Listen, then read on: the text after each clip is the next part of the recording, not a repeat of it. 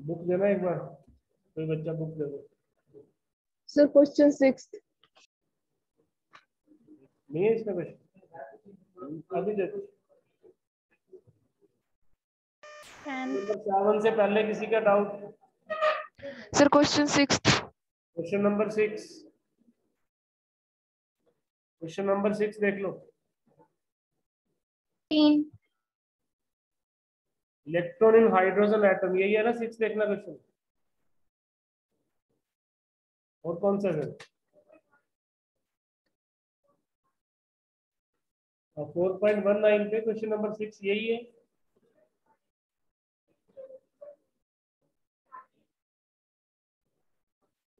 बेटा जिसका 6 है एक बार पढ़ना स्टेटमेंट अपनी। 6 जिसका टू डाउट, स्टेटमेंट रीड करो। identical loops P and Q, बस each of radius। बस करो, मैं देख लेता हूँ। इसमें नहीं है ये क्वेश्चन, आप पढ़ना स्टेटमेंट वहां से।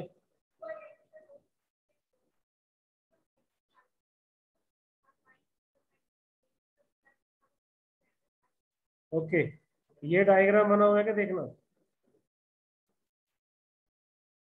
ये वाला यस सर। बना हुआ है, यही है डायग्राम। Yes sir. ओके, सुनो इसको ध्यान से। अब इसको अलग अलग आप ट्रीट करो। पहले एक लूप ले लो, उसके सेंटर में मैग्नेटिक फील्ड इधर आएगा, उसको नाम दे दो B1। और सेंटर पे मैग्नेटिक फील्ड का फॉर्मूला सबको पता है, I by radius into 2 pi, I by radius into 2 pi. Current बताना कितना है? 3 एम्पियर। और जिसका 3 एम्पियर है उसका रेडियस कितना है? 5 सेंटीमीटर। 5 सेंटीमीटर इंटू 2 पाई, तो मेरे पास 6 पाई 10⁻⁻7 divided by 5 into 10⁻⁻2। It becomes 1.2 पाई। कितना बेटा? चलो कोई बात, वर्टिकल वाले में इसमें 4 आना चाहिए 3 की जगह पे ना। इस पे करंट कह रहे हैं 4 है, 4 कर लो इसको। अगर 4 है तो ये 8 बन जाएगा, और ये 8 है तो ये 1.6 हो जाएगा।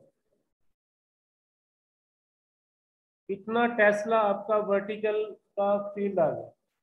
अब जो हॉरिजॉन्टल है उसका जो फील्ड होगा वो ऊपर की तरफ होगा या नीचे की तरफ होगा, उसको B2 ले लो।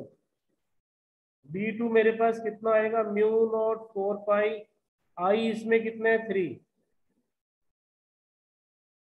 ये मेरा बनेगा 1.2 पाई 10⁻⁻2 टेस्ला।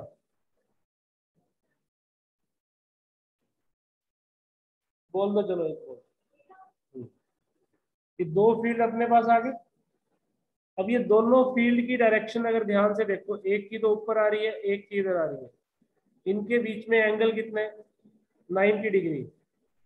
तो नेट फील्ड क्या बनेगा? B1 का स्क्वायर B2 का स्क्वायर। डायरेक्शन ही समझ में आई?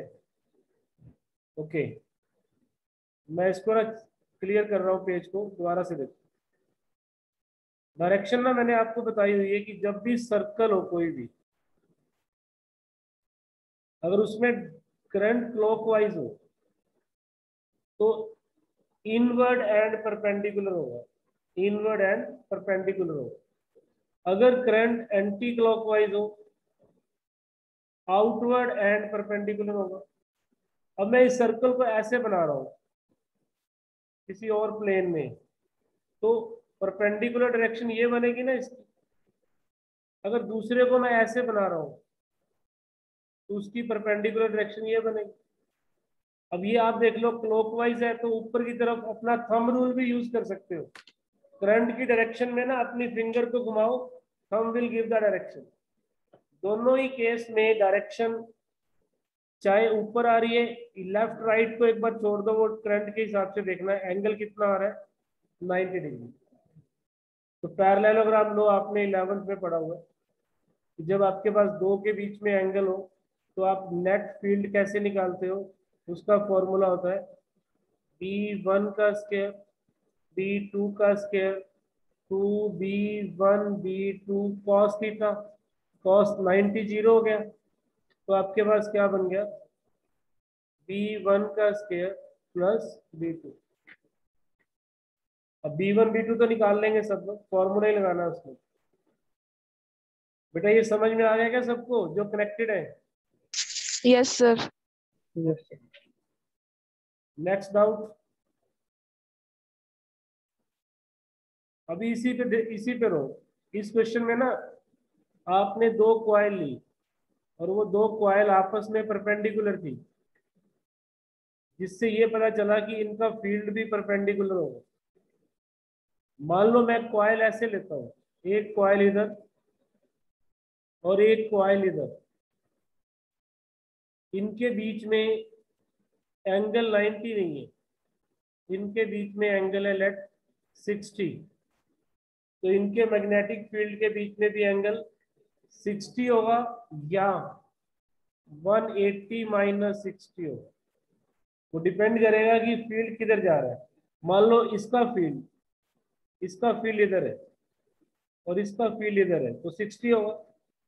बट इसका करंट अगर अपोजिट होगा तो इसका फील्ड इधर जा सकता है, उस केस में एंगल 120 भी हो सकता है। ये आपको चेक करना पड़ेगा।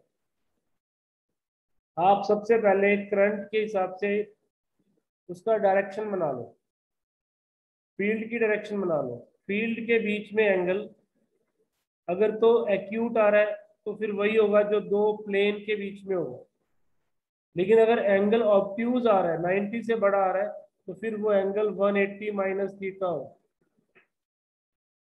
और फिर आप रिजल्टेंट निकाल सकते हो B1 का स्क्वायर B2 का square 2B1 B2 cos theta, फिर आप ये निकाल सकते। ये था मेरा क्वेश्चन नंबर 5। आपका डाउट 5 या 6 जो भी था। नेक्स्ट देखना कौन सा क्वेश्चन है? 7। पहली लाइन पढ़ दो बेटा, मैं फिर बुक से देख लूँ।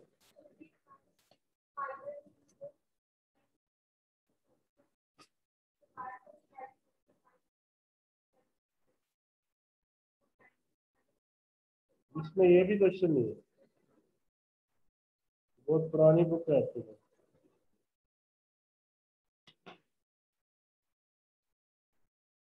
एक थिक कॉपर वायर है क्या? Thick copper wire of length नहीं, इसमें नहीं है। आप ही पढ़ो, मैं नोट करता हूँ।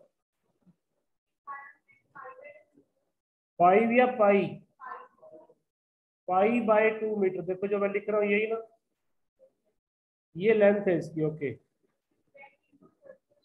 इसको एक सर्कल बना दिया। एक बार यही यही रुको। जब इसको सर्कल बनाएंगे ना, सर्कल का जो सरकमफ्रेंस होगा वो होता है 2πr। वो किसके इक्वल होगा? π/2 के। यहां से आप रेडियस निकाल दो। रेडियस आपके पास कितना आ गया? 1/4। ये देखना मीटर में था ना, रेडियस मेरा 1/4 मीटर आ गया। क्या ये वाला स्टेप समझ में आ गया? इस लेंथ का ही तो सर्कल बनाना है, तो ये जो सरकमफ्रेंस होगा 2πr, उसको π/2 कर दो, वहां से रेडियस निकाल लो। आगे पढ़ो। Current is 5 ampere.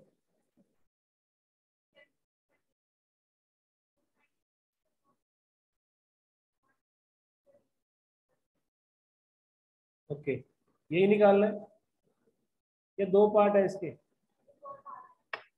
वो सेंटर पे निकालना होगा। तो इजी है। देखो, जब मैंने आपको स्ट्रेट वायर का कंसेप्ट बता दिया, उससे इसने कितना डिस्टेंस दूर का है? 0.01 ऑफ द रेडियस। रेडियस अपना बना है 1/4। यहां पर बताना है ना आपको मैग्नेटिक फील्ड, तो ये वाला एंगल फाइंड आउट करना पड़ेगा। इसकी लेंथ है π/2, हाफ हाफ कर दो, π/4 और π/4। ये एंगल अगर थीटा है तो ये एंगल भी थीटा ही होगा। तो मैंने आपको लास्ट लेक्चर में एक फॉर्मूला बताया था, μ0/4πi/r sine of alpha sine of beta, ऐसी था। तो क्या वैल्यू नहीं पुट कर सकते अब हम? 10⁻⁻7, आई कितना है 5 एम्पियर, रेडियस मतलब डिस्टेंस जो आपने यहाँ लिखा है 0.01 1/4। अब साइन थीटा कैसे निकलेगा? 5/4 और ये वाली वैल्यू, अब ये वैल्यू बहुत छोटी है। अब यहाँ ना अप्रोक्सीमेशन भी लगा सकते हो आप। अगर एंगल वेरी स्मॉल हो, अगर एंगल वेरी स्मॉल हो, तो स्मॉल नहीं आ रहा, ये 5/4 है ना, ये अप्रोक्सीमेटली 90 डिग्री बन रहा है। तो फिर ये इनफाइनाइट लॉन्ग हो जाएगा, वहां से सॉल्व कर। ये वाला, इसमें ना ये वाली वैल्यू बहुत छोटी आ रही है, ये 1 कितना आ रहा है 400 आ रहा है। अगर मैं यहाँ से साइन थीटा या टेंजेंट थीटा निकालता हूँ, लेट टेंजेंट थीटा अगर मैं निकालता हूँ, तो ये वाली वैल्यू आप चेक करो, बहुत छोटी आएगी, 5/400। छोटी का मतलब थीटा टेंड्स टू क्या हो गया, 90 तो नहीं आ रहा, बताइए, 0 के आसपास नहीं आ रहा। 5/4 इधर सही लिखा है मैंने, 0.01 ऑफ 1/4। इससे मेरी वैल्यू कितनी बन गई, 1/400 बन गया। अगर मैं टेंजेंट थीटा निकाल रहा हूँ, ऐसे निकाल रहा हूँ, अगर थीटा स्मॉल होगा तो sine theta approximately tangent theta approximately theta हो जाता है। अगर मैं टेंजेंट थीटा निकाल रहा हूँ तो ये बन रहा है 3.14/4। अच्छा नीचे आएगा ना ये 1/400, तो 400 ऊपर चला जाएगा। ऊपर जाने का मतलब ये वैल्यू बहुत बड़ी होगी, ये वैल्यू होगी 314, जबकि टेंजेंट 45 तो 1 होता है। इसका मतलब ये एंगल अप्रोक्सीमेटली 90 डिग्री के इक्वल है,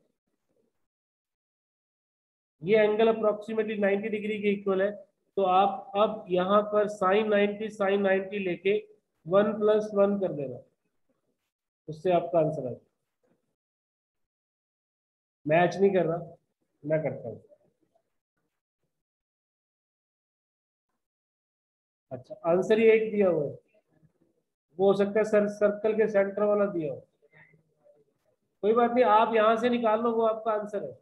दूसरा आपका सर्कल के सेंटर से निकाल लो, करने का यही तरीका और कुछ नहीं है, इसमें नहीं लिखा होगा आंसर।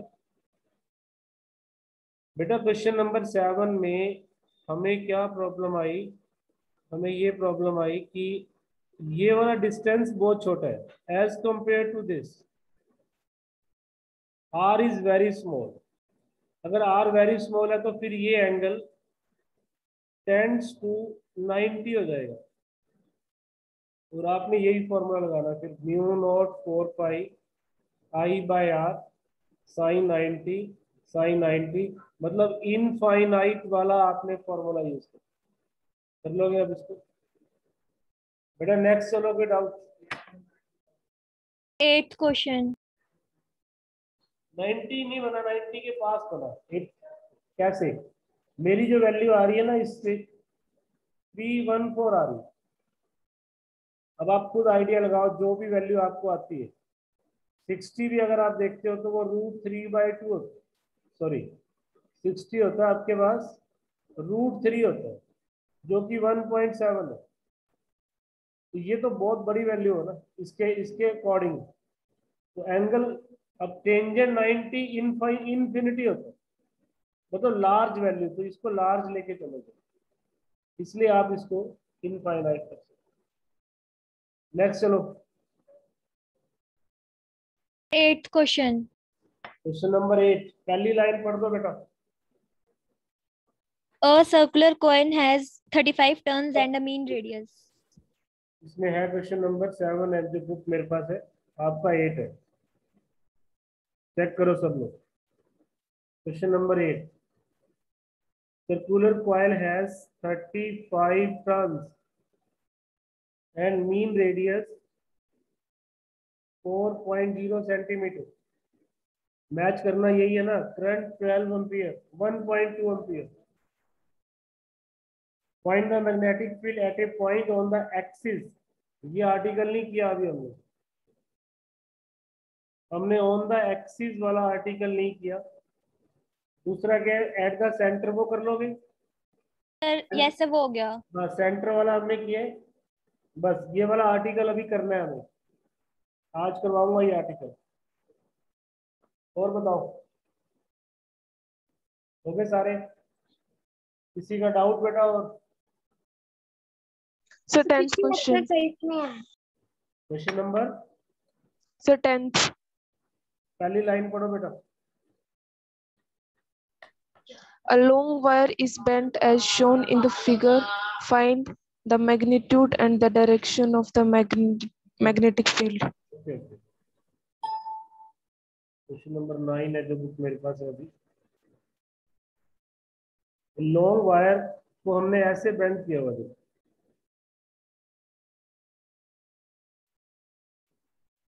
इस तरह से बेंड किया हुआ।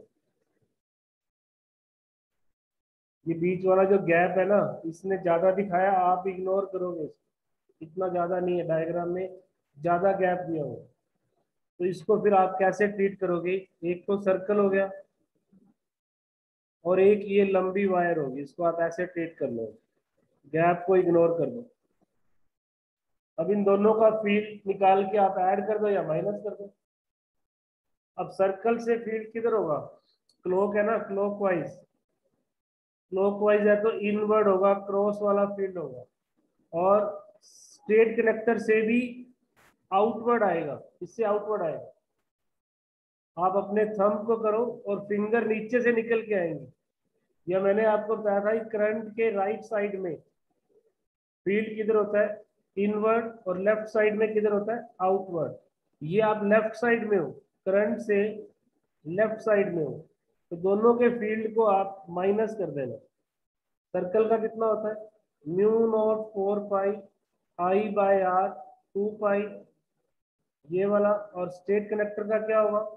Mu naught 4 pi i by r into 2 outward. कौन सा बड़ा है उसको आप ले लो पहले, ये वाला बड़ा है। तो नेट फील्ड कितना आएगा? Mu naught 4 pi i by r, 2 भी कॉमन आ रहा है। ये आंसर है। चेक करो क्या आंसर है इसका। यही है ना? हाँ पूरा ही करना है, इसमें गैप को कंसीडर नहीं करोगे।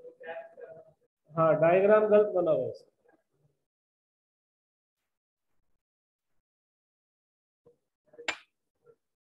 अगर ये गैप को लेना होता ना, फिर आपको लेंथ बताता गैप की। मैं बताता हूँ कैसे। मान लो आपको ये गैप को कंसीडर करना है बेटा, नहीं बोलो पीछे, इधर देख ले इधर। तो आपको ना ये वाली लेंथ पता होगी तो आप ये एंगल निकाल पाओगे।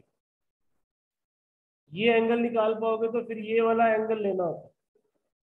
अगर ये अल्फा आपको पता होगा तो इसको क्या लोगे? 2 पाई माइनस अल्फा। फिर आपका करंट कैरिंग लूप का मैग्नेटिक फील्ड क्या बनने वाला है? Mu naught by 4 pi i by r 2 pi minus alpha. फिर बहुत डिफिकल्ट हो जाएगा इसका निकालना, क्योंकि यहाँ पर एंगल, इसलिए इस क्वेश्चन में उसने जो गैप दी है उसको आप इग्नोर करके पूरी स्ट्रेट लाइन मान के सॉल्व करो, तब आएगा आंसर। गैप से नहीं करो। क्वेश्चन नंबर 10 के बाद सर एक्सरसाइज 2 का एग्जांपल 2। एक मिनट 10 एक्सरसाइज का पूछ रहे हो एग्जांपल पूछ? Sir example 2। 15। आप कौन सा बोल रहे हो बेटा? लाउडली बोलो। Sir example 2। अभी एग्जांपल पे नहीं आ रहे बेटा, एक्सरसाइज में 15 पढ़ना पहले लाइन।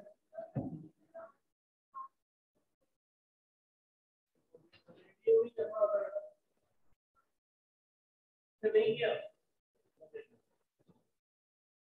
15 के अंदर, क्वेश्चन नंबर 15। हाँ हाँ, वो जो कल मैंने करवाया भी था। इसमें थीटा आर लिखा तो हुआ है बेटा, थीटा आर का मतलब है थीटा इन रेडियन।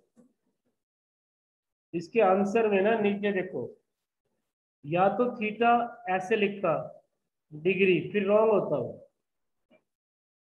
अगर उसने ऐसे लिखा है थीटा के साथ छोटा सा आर, तो थीटा इन रेडियन है, देखो लिखा है क्या नहीं। अच्छा कॉमा है क्या, फिर इसको करेक्ट कर लो आप थीटा के साथ पाई इंटू 180 लगा लो, फिर आप इसको पाई इंटू 180 लगा लो, क्योंकि आपका आंसर डिग्री में नहीं आएगा, आपका आंसर रेडियन में आएगा। अब हो सकता है कि उसने थीटा रेडियन में लेके चल रहा हो तो थीटा दिए, बट अगर आपको थीटा डिग्री में दिया तो आप रेडियन बनाएंगे। एग्जाम्पल नंबर 2 कह रहे हैं बच्चे, पेज नंबर पे जाना।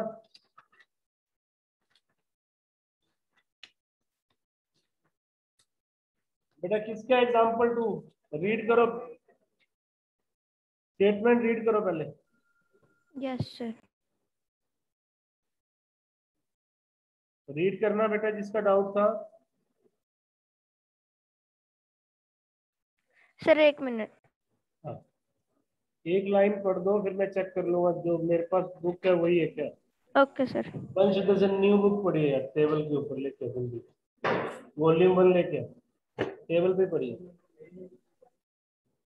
नहीं एक आधा क्वेश्चन ऊपर नीचे है, क्यों पैसे वेस्ट ढाला Sir, an element delta. बोलो बोलो। Sir, an element delta L. वो वाला क्वेश्चन है। अच्छा ठीक, पेज नंबर भी बता दो।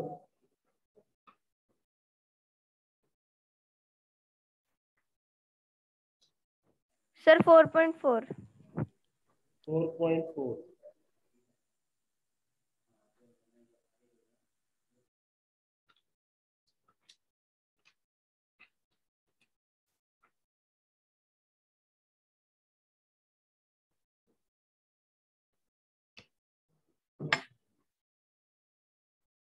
देखिए एग्जाम्पल 2 पेज नंबर 4.4, और आज का होमवर्क पहले ही नोट कर लो। पेज नंबर 4.5 पे एक्सरसाइज है एक, वो आज आपने करनी है, थोड़े क्वेश्चन है, लिख दिया मैंने लिख दिया। और एक 4.10 पे एक्सरसाइज है, ये आपने आज करनी है। नेक्स्ट हमने कर ली है पहले, तो आज का होमवर्क ये है 4.5 वाली एक्सरसाइज और 4.10 वाली एक्सरसाइज। अब एग्जांपल नंबर 2 देखो, बायट एंड सेवरेट लॉ यूज करना है इसमें। एलिमेंट दिया हुआ है डेल्टा एल, इसके इक्वल है डेल्टा एक्स आई कैप।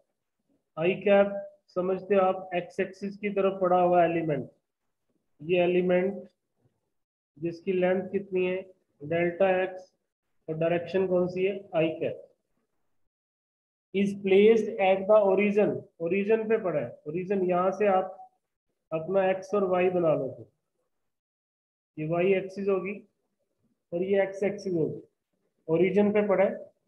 करंट कितना आ रहा है इसमें 10 ampere, current is 10 ampere. What is the magnetic field on the y axis at a distance 0.5 metre. तो डेल्टा एक्स आपके पास कितना है 1 सेंटीमीटर, 1 सेंटीमीटर। वो पड़ा भी कुछ इस तरह से है, देखो दोबारा से डायग्राम देखो, यहाँ पर आपका एलिमेंट आप ऐसे रखना, उसने ये नहीं कहा कि स्टार्टिंग फ्रॉम द ओरिजिन है, उसका सेंटर आप ओरिजिन पे ले लो, और यहाँ पर मुझे किसी पॉइंट पर मैग्नेटिक फील्ड निकालना है। यही तो बायट सेवरेट लॉ कहता है। करना क्या है इसमें, फिर आप I by R I D L sine theta by R square, यही था ना फॉर्मूला। बायट सेवरेट लॉ का फॉर्मूला क्या था, mu naught by 4 pi I D L sine theta by R square. D L आपको दे दिया डी एक्स, और शायद dx की वैल्यू भी दी होगी 1 सेंटीमीटर, तो dl की जगह पे आप 1 सेंटीमीटर पुट कर देना। अब करंट का और r के बीच में एंगल कितना है 90, तो यहाँ पर आप 90 पुट कर देना। करंट आपको दे दिया 10 एम्पियर और डिस्टेंस भी उसने कितना बोला है 0.5 मीटर। तो क्या सब कुछ हमें पता नहीं है क्या? विधि आपका डाउट था ये? किसका भी डाउट था? 10 की -7 यहाँ आ जाएगा। करंट कितना है 10 एम्पियर, 0.5 का स्क्वायर करोगे तो कितना होगा 0.25। डीएल कितना है? डीएल आपको दिया हुआ है 1 सेंटीमीटर और sin 91, यहां से आंसर आ जाएगा। बस सीधा सीधा क्वेश्चन था ये।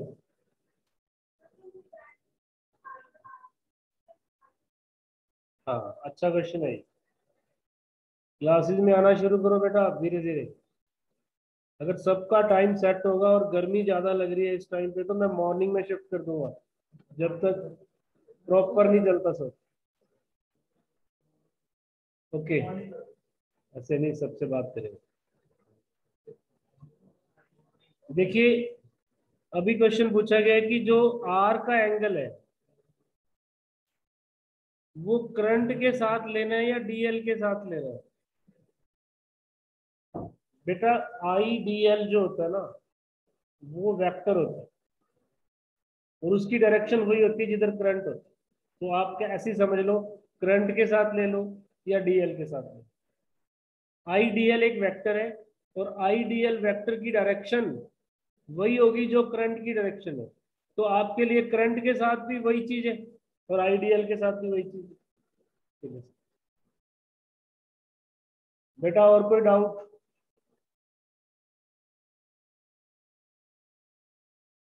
चलो कोई बात नहीं, कल डाउट कंटिन्यू करेंगे। आज एक आर्टिकल है वो कर लो। सर्कुलर कॉइल की एक्सिस पे मैग्नेटिक फील्ड, हेडिंग बनाओ। Magnetic field on the axis of circular coil, current carrying circular coil, magnetic field on the axis of current carrying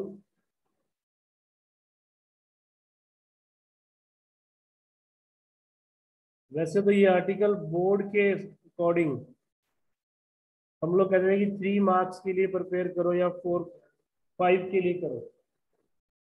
मतलब वो पैटर्न ही नहीं है तो हम ये नहीं कहेंगे कि आर्टिकल को उसके लिए प्रिपेयर करो। आर्टिकल को नोट करो, समझो, उसके रिजल्ट को यूज करो। अब स्टडी थोड़ी सी डिफर होगी आपकी। अब इस आर्टिकल के एक्सप्रेशन को मैं तो पूरा ड्राइव करूंगा इसको, आप भी पूरा नोट करो, बट ये एक्सप्रेशन अब आएगा नहीं। आप अब आएगा क्या, इसके ऊपर न्यूमेरिकल आएगा या कंसेप्चुअल क्वेश्चन आएगा। कुछ कितने तो बेटा क्या करें, मेरे हाथ में तो नहीं है ये। Let us consider current carrying circular coil. To the point note करना तो टू द पॉइंट नोट करो। Consider current carrying circular coil of center O and radius R। पास लिख लो या टू द पॉइंट लिख लो, आपके ऊपर है। सर्कुलर कॉइल लिए मैंने, किसी एंगल पे पड़ी है तो टेढ़ी बना दी। Let us take current carrying circular coil, current I ले लो, इधर करंट ले लो आई, having center O and radius R, let I be the current, I be the current। लिख रहे हो, सारा लिख रहे हो क्या? लिखो, फिर लिखो, दोबारा से लिखो। Consider a current carrying circular coil of center O and radius R, of center O and radius r. Let I be the current flowing. Let I be the current flowing as shown. Diagram में आप arrow दिखा दो, इधर मर्जी बना लो, clockwise या anti clockwise. I be the current flowing through the coil as shown. अब मुझे इसकी एक्सिस के ऊपर, ये एक्सिस होती है, ये वाली लाइन को क्या बोलते हैं? एक्सिस. मुझे इसकी एक्सिस के ऊपर मैग्नेटिक फील्ड निकालना है. Let P be the point. P be the point on the axis of coil at a distance x from the center,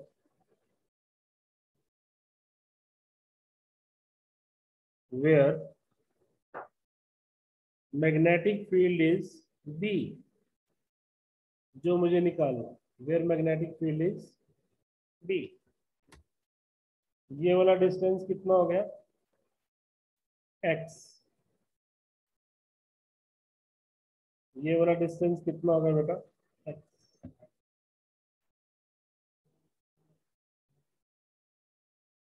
Where magnetic field is B. बोल भी रहा हूं sir. Where magnetic field is B. अब आपको इसको prove करना है बायट-सैवरेट law से. तो आप स्मॉल एलिमेंट लेट कर लो,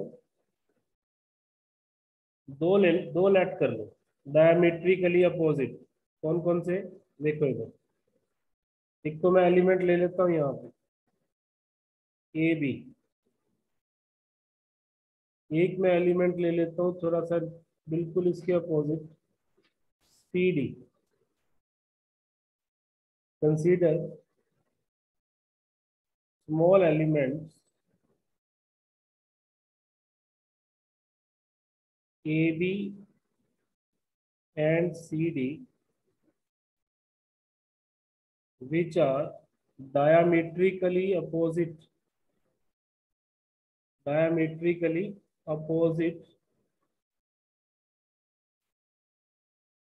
having small length dl. दोनों की same length, each having small length dl each. इसकी लेंथ मैंने कितनी ले ली?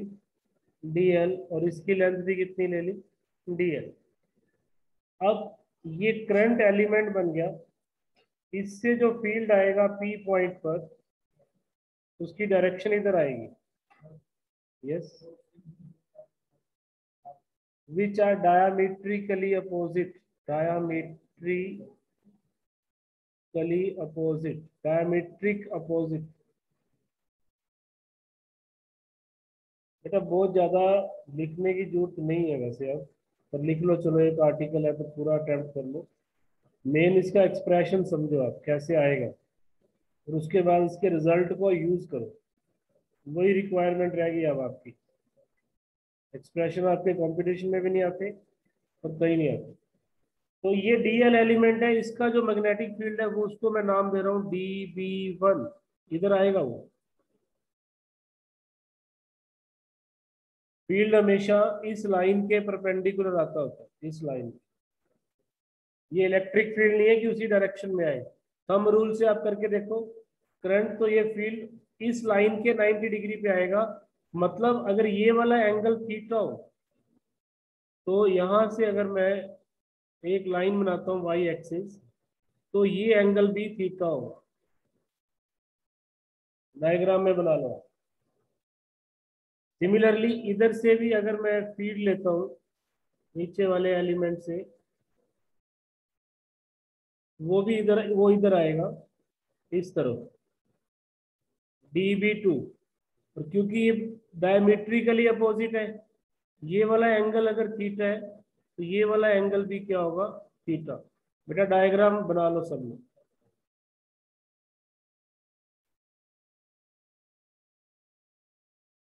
ये वाला डायग्राम बनाओ.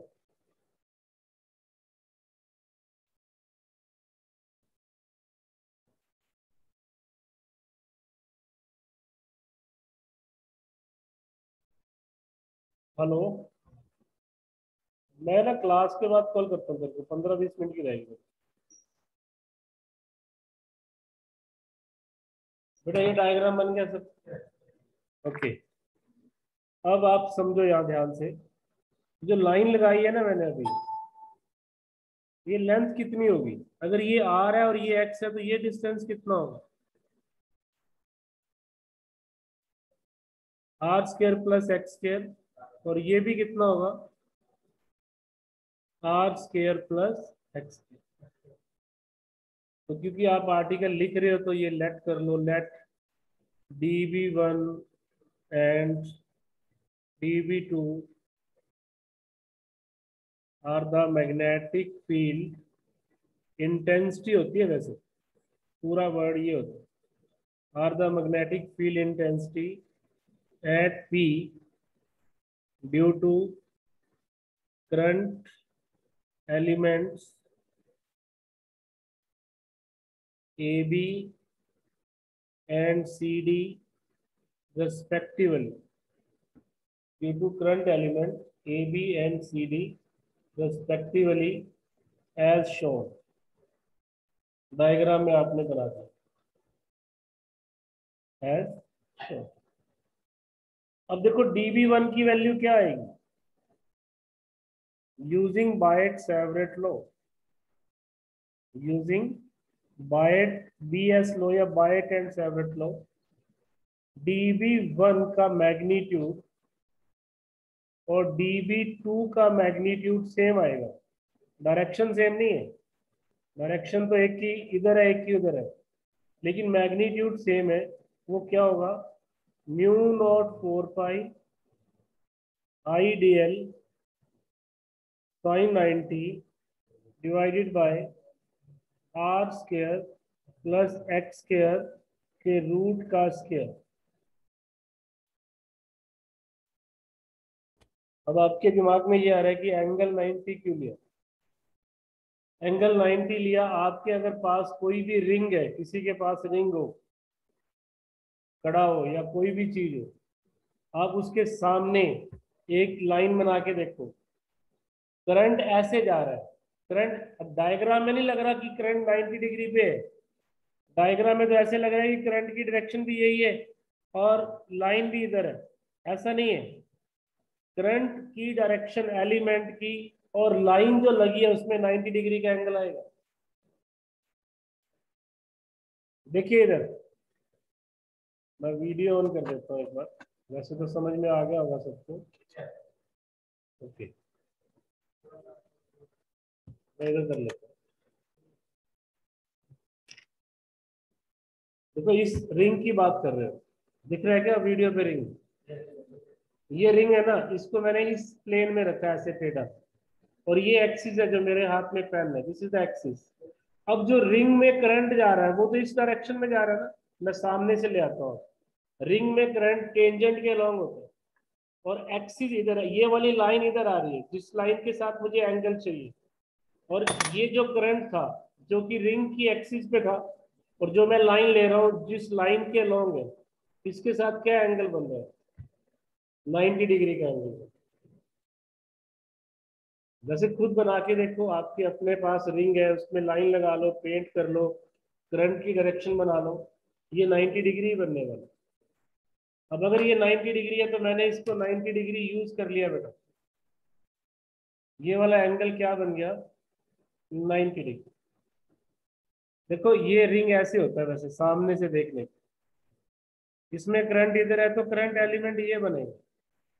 अब इसको टेढ़ा किया तो करंट एलिमेंट इधर चला गया, ये लाइन ऐसे आ रही है तो करंट एलिमेंट के साथ ये एंगल 90 डिग्री बनता है। तो साइन 90 कितना होता है? 1। तो बताना ये वाली वैल्यू कितनी आ गई अब आपके पास, इक्वेशन 1 वाली, ये वाली वैल्यू आ गई dB1 का मैग्नीट्यूड, dB2 का मैग्नीट्यूड, ये बन गया mu naught by 4 pi IDL by r square plus x square, by r square plus x square. अब ये एंगल आपने पहले ही बनाया हुआ है, इसके कंपोनेंट क्या बनेंगे? देखो dv1 के दो कंपोनेंट बनाओ, dv1 cos थीटा इधर आएगा और dv1 sin थीटा इधर आएगा। सिमिलरली dv2 के कंपोनेंट देखो, dv2 cos थीटा इधर आएगा और dv2 sin थीटा इधर आएगा। ऐसे ही होगा ना? तो आपको कौन सा कंपोनेंट है जो कैंसिल होता नजर आ रहा है?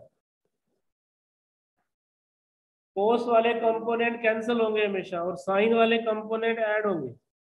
अगर मैं इसके दो कंपोनेंट और ले लेता, एक ये और एक ये, आपने नहीं बनाना, समझना, ये लेता तो भी ये वाले कंपोनेंट कैंसिल होते और यहाँ दो कंपोनेंट और आ जाते। इट मींस जो टोटल मैग्नेटिक फील्ड है वो इस कंपोनेंट का इंटीग्रेशन करने से आएगा, इस कंपोनेंट का इंटीग्रेशन करने से आएगा।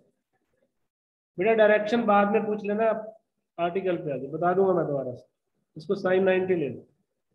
तो आप लिखिए, आगे लिखिए, resolve the dv1 and dv2 into rectangular component. Resolve dv1 and dv2 into rectangular components. बोलो नहीं बेटा क्लास में। Resolve dv1 वेक्टर है ना and dv2 into rectangular components.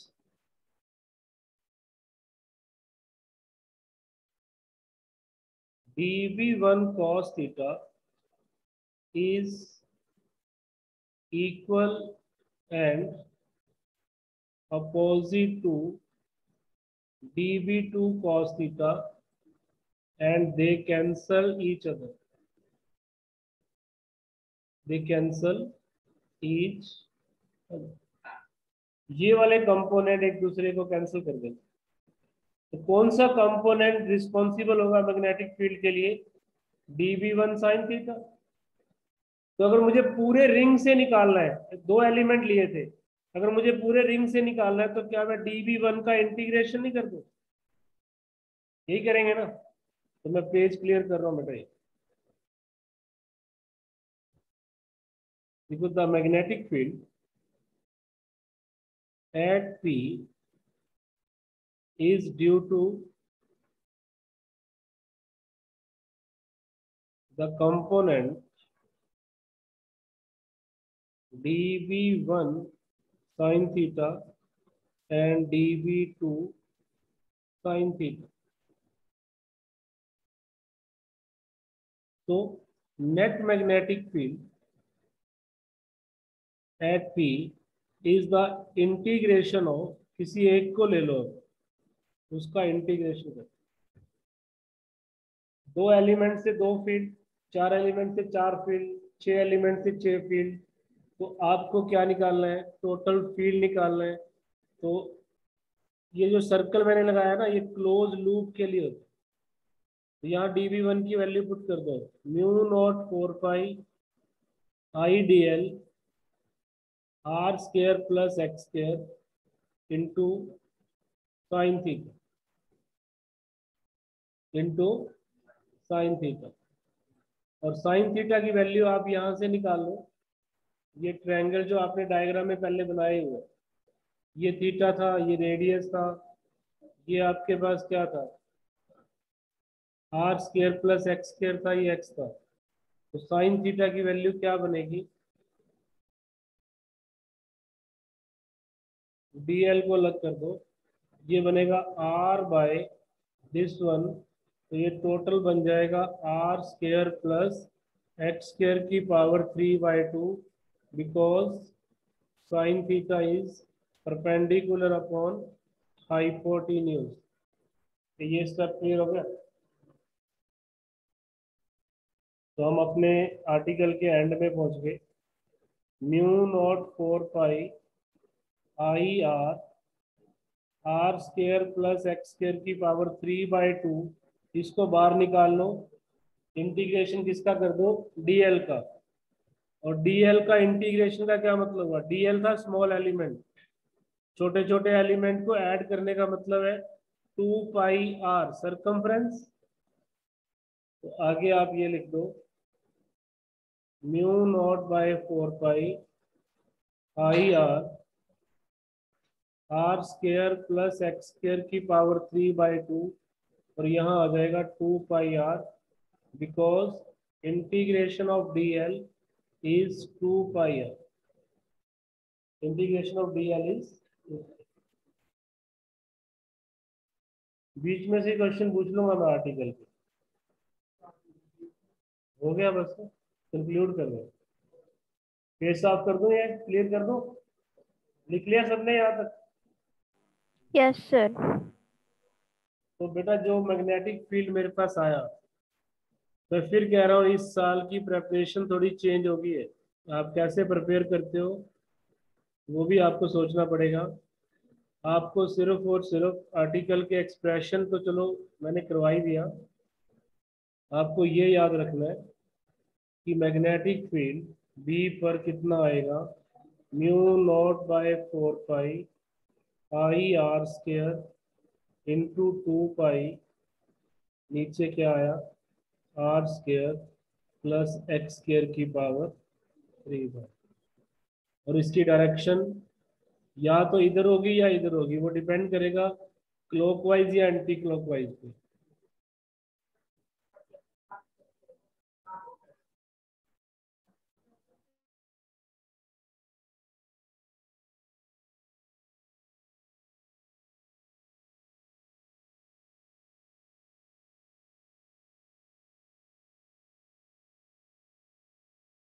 करता हूँ बात में। तो ये मैग्नेटिक फील्ड है। मैग्नेटिक फील्ड किसी भी पॉइंट पर कितना होगा बेटा, ये होगा। क्या इस फॉर्मूले को याद कर सकते हो? इसी से अगर मैं वापस सेंटर पे निकालू ना, तो एक्स की वैल्यू 0 पुट कर देंगे, वही आंसर आना चाहिए जो आपने सेंटर पे प्रूव किया है। तो लिखो एट द सेंटर, दोबारा से चेक कर लो, एक्स की वैल्यू क्या होगी 0, एक्स की वैल्यू 0 पुट करके देखो कितना बनेगा, mu naught by 4 pi I R square, x को 0 करोगे तो ये आर क्यूब बन जाएगा, और आर स्क्वायर से कट कर दो, mu naught 4 pi i by r 2 pi. तो सेंटर वाला भी इसका एक स्पेशल केस बन गया। तो जो न्यूमेरिकल आज आपने छोड़ा है उसको ट्राई कर लेना।